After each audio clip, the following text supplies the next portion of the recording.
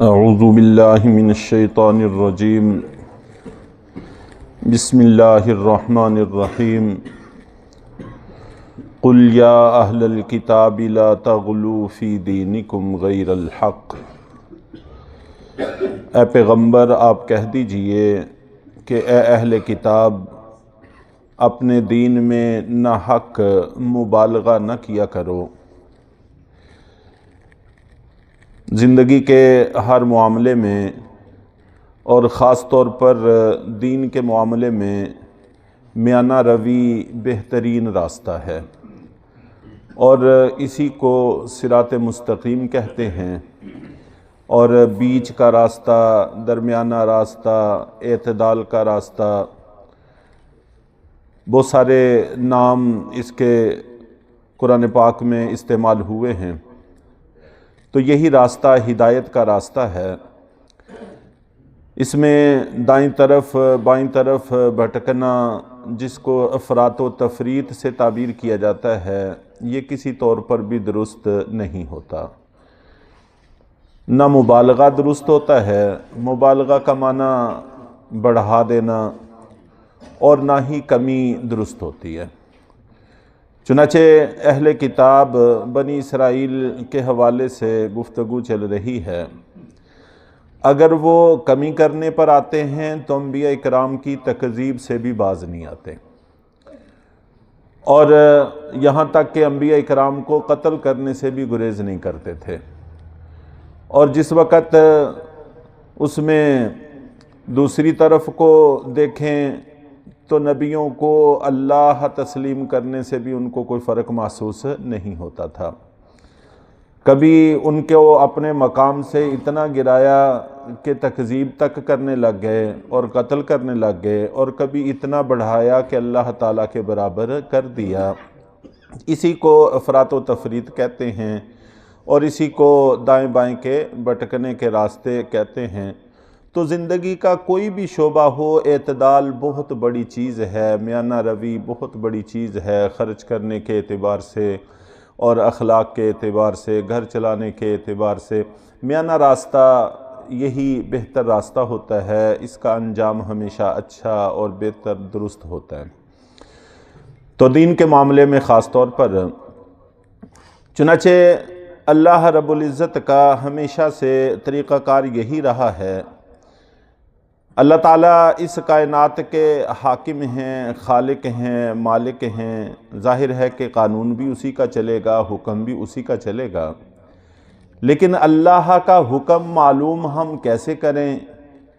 ہم مخلوق ہیں، بے شمار عیبوں کا مجموعہ ہیں، ہماری رسائی اللہ تک نہیں ہے، اللہ کا حکم ہم معلوم نہیں کر سکتے۔ تو اللہ تعالیٰ نے دو سلسلے ہمیشہ سے قائم فرمائے ہیں، کتاب اللہ اور رجال اللہ۔ اللہ نے اپنے بندے بھیجے انبیاء اکرام کی شکل میں، اور ان کو کتابیں دے کر بھیجیں۔ بڑی کتابیں بھی آئیں اور چھوٹے صحائف تو بہت زیادہ آئے۔ تو دونوں کے ذریعے سے اپنے احکام انسانوں تک پہنچائے، اور ہماری ذمہ داری تھی کہ ہم اطاعت کرتے۔ خاص طور پر رجال اللہ، اللہ تعالیٰ کے بندوں کے حوالے سے، چاہے وہ انبیاء اکرام ہوں، چاہے انبیاء اکرام کے نائبین ہوں، علماء، مشائخ، اہل علم، دیندار، صلحاء، اولیاء، ہمیشہ سے انسانیت اس میں افراط و تفریط کا شکار رہی ہے۔ ایسا کہنے سے بھی بہت سارے لوگوں نے گریز نہیں کیا کہ ہمیں اللہ کی کتاب کافی ہے، ہمیں کسی اور راہبر اور رہنما کی ضرورت نہیں ہے۔ اور ایسا کہنے والے بھی کم نہیں ہیں جنہوں نے ان اللہ کے بندوں کو اللہ کے برابر ٹھہرا دیا۔ تو دونوں راستے ٹھیک نہیں ہیں۔ رجال اللہ کے حوالے سے خاص طور پر انسانیت بہت زیادہ غلط فہمیوں کا شکار رہی ہے۔ تو جو بھی اللہ تعالیٰ نے اپنے اور اپنے بندوں کے بیچ میں لوگ ٹھہرائے ہیں، چاہے وہ انبیاء اکرام ہوں، چاہے انبیاء اکرام کے نائبین ہوں، ان کو بھی اپنے مقام پر رکھ کر ان کی اتباع کرنا، ان سے صحیح راستہ معلوم کرنا، یہ ہم سب کی ذمہ داری تھی۔ تو بنی اسرائیل اہل کتاب کو بھی اس میں بہت غلط فہمیاں ہوئیں اور ہم بھی اس میں بہت ٹھوکریں کھا رہے ہیں۔ تو بہرحال درست اور سیدھا راستہ اپنانا چاہیے، یہی ہمیں یہاں پر حکم دیا گیا ہے۔ اے پیغمبر کہہ دیجئے اہل کتاب کو کہ اپنے دین میں ناحق مبالغہ آرائی سے کام نہ لو۔ وَلَا تَتَّبِعُوا أَهْوَاءَ قَوْمٍ، اور ان لوگوں کی خواہشات کے پیچھے نہ چلو، قَدْ ضَلُّوا مِن قَبْلِ، جو پہلے گمراہ ہو چکے ہیں۔ چنانچہ یہ جملہ بھی عام طور پر زبان زد عام ہے کہ کیا ہم اپنے آباء و اجداد کے دین کو چھوڑ دیں؟ مشرکین بھی یہی کہا کرتے تھے اور ہم لوگ بھی یہ کہتے ہیں۔ آباء و اجداد کا کسی راستے پر ہونا نہ ان کے غلط ہونے کی دلیل ہے، راستے کے غلط ہونے کی دلیل ہے، نہ صحیح ہونے کی دلیل ہے۔ عین ممکن ہے ہمارے آباء و اجداد صحیح راستے پر ہوں، عین ممکن ہے کہ وہ غلط راستے پر ہوں۔ کسی بھی راستے کے صحیح یا غلط ہونے کا دار و مدار دلیل پر ہوا کرتا ہے۔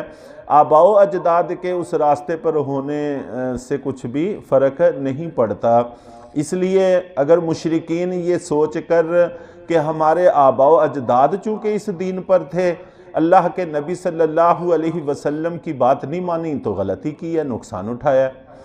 اسی طرح بنی اسرائیل وہ کہا کرتے تھے ہم اپنے پہلے انبیاء کا راستہ نہیں چھوڑ سکتے، اللہ کے نبی صلی اللہ علیہ وسلم کی بات کو نہیں مانا تو یقیناً غلطی کی ہے، نقصان اٹھایا ہے۔